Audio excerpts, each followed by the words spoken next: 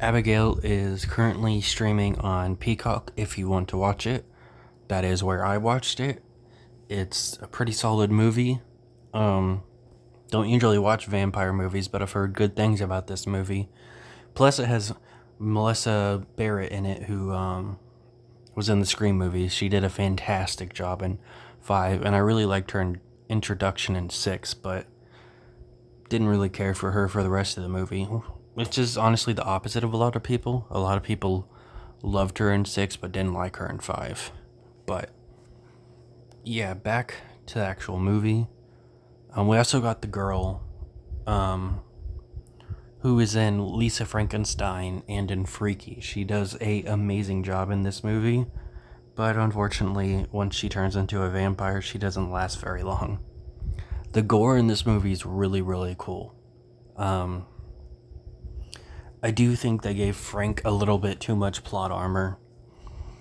He just is constantly close to being murdered but does not get killed. Like, yeah, at sometimes, they do state the fact that she is playing with him, like she's playing with her food or whatever. But, like, there's times where she's clearly genuinely trying to kill him, but he survives. Like, he's the person that gets attacked the most.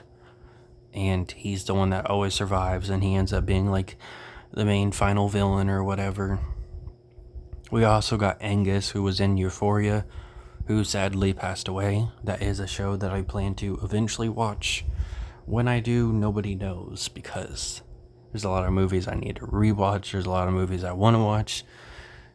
Not to mention TV shows that I want to rewatch or watch. Not to mention video games that I need to replay or still haven't played that I've bought. Because I've bought a lot of games that I haven't played. But yeah, back to the movie again. So the movie's pretty simple. It's these people that are hired to kidnap somebody, and it turns out the person they're kidnapping is a literal kid. Apparently the main character did not know that, and Frank is pretty snarky about it. Because when she asked, "You didn't tell me we were going to kidnap a kid," and then he's like, "Oh, we're kidnapping a fucking kid. You happy?" Some people online were surprised by Frank's eventual betrayal, but he was someone that was hired to go undercover, that likes the dirty life too much and became a dirty cop. How is that not, like, the key person to betray somebody?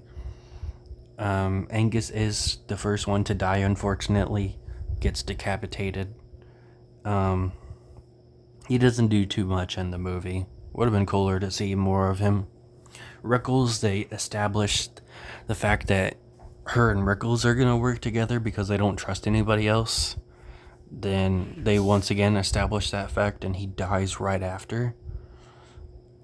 So, pretty lame. Honestly, didn't expect Rickles to survive that long just because I didn't hear much about his character being in the movie. We also got the guy that plays Gus in Breaking Bad. I know he's been in other things. I've seen him in other things, and I haven't even seen him in Breaking Bad, but that's what he's most known for. He has like one scene in the beginning of the movie, shows up halfway near the end, tries to get Frank to join him. Frank agrees, and then of course, because Gus had betrayed him, he kills him. So, didn't work out for him. And for some reason, he believes that she's dead, even though he just kind of like knocked her out. He's like, "Oh, you're still with us? Duh, you didn't kill her."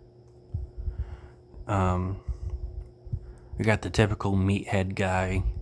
He's a pretty fun guy, though. Even though he's clearly not a good person, he tries to immediately think of child murder when things goes wrong. The soundtrack's really fun. Sammy had by far one of my favorite lines in the movie, with the vampire line where "I got bit. Am I gonna turn into a vampire?" And she says, "Maybe." Oh my god, she said maybe. The delivery of it is really good. That's what makes it the best. Of course, Melissa Barrett survives. She's the only human survivor, though Abigail herself does survive. Her father shows up and spares her for reasons, I guess. It, I mean, they kind of have a reason, but it's a dumb reason in my opinion. And it's a pretty solid movie. Honestly, only really worth it for the gore and maybe some lines. Because this movie was a little bit forgettable. I had forgot I watched it. Um, when I was going to start making my movie reviews on other movies I've seen, Abigail was the only one I did not remember I had watched, and it was a more recent one. But yeah, it is a pretty solid movie, though, I will say that.